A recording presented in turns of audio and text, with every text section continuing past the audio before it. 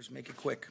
Okay. All right. From an injury standpoint, as far as the game status, the only guy that'll be listed as questionable is Puka. He'll be just limited today, but I know he's that questionable status is we are expecting him to be ready to go. We're being smart with him. You guys saw what a physical performance he had last week. He's been involved in every part of it. We just wanted to make sure that we're doing everything we can to get him and feeling as good as possible by Sunday. Today's even more of a above-the-neck emphasis, which he'll take part of. So we feel good about that, but we will list him as questionable. We'll have, Aaron will hold out, just being smart with him. We'll have Coleman and Rashis limited just to make sure, we've had a good week of preparation. Those guys will kind of take part in the above-the-neck emphasis, and the things that we do full speed is very limited anyways based on the work that we've gotten. So those are kind of just semantics, if you will. Was that from the game? Or it was, yeah. So all those, he'd be able to tell you specifically, but just the physical nature at which he played, and you come out of those types of games and you appreciate the physicality and how hard it is to be able to turn over, but especially when he had that many snaps played, that many targets, and just the nature of how he plays this game. Sean, you talked about Witherspoon, just the veteran presence he's been throughout camp. Is there any specifics that you can remember, like moments you've seen him kind of have a good influence on some of those younger guys on defense? There's a lot of examples that I can give you, Adam, but I think the first thing that stands out to me is he ended up, in a kind of a freak deal, breaking his thumb really early on in camp. We were supposed to hold him out. He ends up getting the surgery, and then the very next day he's out there taking part in the walkthrough with the cast on, going through it. You're almost having to pull him back where he's like, no, I'm going to go. I'm going to do those things. He's incredibly, inquisitive. He asks great questions. You can see he's an experienced player. He wants to know the thought process and the intent. Got a great concept trigger. He's been in really great situations, whether it's San Fran or Pittsburgh. And so I just think there's nothing more powerful than just showing by the way that you go about your business day in and day out. Words are one thing, but, am I modeling the way? Is this really what it looks like to do right? And I think he's been a great example for that room, like you mentioned, and we're glad to have Akella with us. Sean, do you think Cooper will be back? He's eligible to come back against in that Week 5 game. Is he on pace? We're hopeful about that. I want to be careful to say, but the reason that we put him on IR was so that that if it's going to be those 4 weeks that he's mandated to be able to miss, and then we can take him, off of the IR and be available for that 5th week. That was the reason that we made that decision that we did last week, just because you don't know what's going to really come up. It doesn't put a timetable on really rushing him back, allowing him to be able to go throughout a thorough process. He's so conscientious, Gary, and I think, he wanted to be out there so bad that sometimes it's like, all right, well, let's protect you from you because you're such an elite competitor. But I would say I want to be careful to put the, cart before the horse, if they say, but, I'm hopeful about that. As a player who's been injured a lot, it sounds weird, but, who has had a history of injuries, how does a player work through that mentally too? I think he's a mentally tough, he's a resilient guy. I think, those things can make you stronger if you take it the right way. And he certainly is one of those guys. A lot of those things, when you look at it, you say, okay, from a preventative maintenance standpoint, what can we do to prevent those things?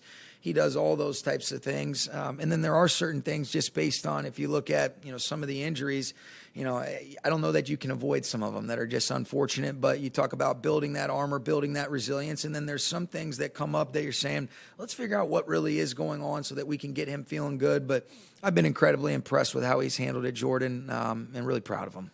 Kind of outside the box question, but we've seen him working with the young receivers a lot. How does he explain things? What is he like when he's explaining things? Well, a lot of that goes on in my absence, so I think Tutu and Puka and Van, those guys would be better equipped, but there's just such a credibility that comes. It's one thing when we're saying it, it's another thing when Cooper is explaining it, and I think to be able to articulate it through a lens that, no, I've been in these exact situations, I know exactly what we're looking for, and he was there on the sidelines. I mean, he's Coach Kupp right now, and I think one of the coolest things that he's doing is he's finding ways to make tremendous impact on this team, even though he's not able to be out on the field. And it's Cooper is a special person, and he's a special player. He's a more as special of a player as he is. He's even more special person. And what was the most powerful thing, Jordan, is that those guys asked and then wanted to make sure that, because usually guys that are on IR don't make the trips to these away games and things like that. But those guys specifically asked because they wanted his feedback, because of the way that he's able to lead and the information that he's able to give them that can be digestible and then applicable. And that's really cool. And I think those guys would be better equipped to answer it, but it sure looked like he was giving them some good pointers. At draft time, you were telling us the story about how you had the meeting with AD, it was you, Tony, and Les, about maybe what his... Sure, I remember. Yeah. When was that? That was really right around the time that we had to start making some of those tougher decisions relative to, it wasn't even before the draft, but it was just giving him an understanding of kind of what the outline was and what part of the, planning and some of the really disciplined decisions that we might have had to make as a result of it, where you're losing guys that have been big time contributors that were part of deep playoff runs or Super Bowl wins. And so you wanted to make sure that you're, communicating with clarity. And I think you guys all know him. He's a great competitor. He loves a challenge, but I think you don't want to catch people off guard. And the best thing that you can do, and what I've learned, and it certainly hasn't been perfect, is let's try to do that, try to be able to give people an honest understanding of, where we're headed, while also knowing that there is some gray and some different things that you have to navigate and negotiate through in football. And he was awesome about it. I mean, he's such a stud, and I've been really fortunate and grateful to be able to work with AD. This is the second divisional game in a row to start the season. Are there any pros and cons of having these games earlier in the season as opposed to later? I don't know. I mean, there's continuity when you look at the Seahawks and the Niners. Obviously Steve Wilkes is there. That's the change, but it is what the schedule is, and these are great challenges. The importance of the divisional games because of what those ramifications are later on in the season. But this is really about us doing a great job of preparing for a phenomenal football team in week 2, home opener, and I don't really think too much into it other than that. Would there be anybody that you guys would practice a lot potentially? There's a possibility. We're working through it, want to see how we come out and how guys are feeling, Stu, and that'll be a decision that we'll probably make with a couple guys, after practice. Sean, from where you sit, and I know you're scheming more against their defense, but what are the similarities and differences between Christian McCaffrey and Deebo Samuel?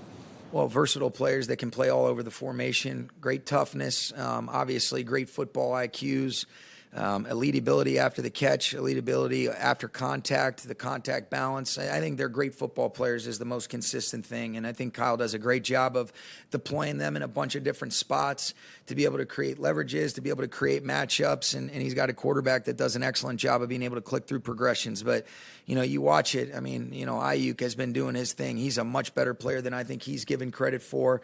They're excellent on the offensive line. Kittle has obviously been an incredibly productive tight end in both phases throughout the course of his career. And so they've got great players. They play hard. We're loving the opportunity for what a great challenge it'll be against their offense this week. Okay. Thank you, guys.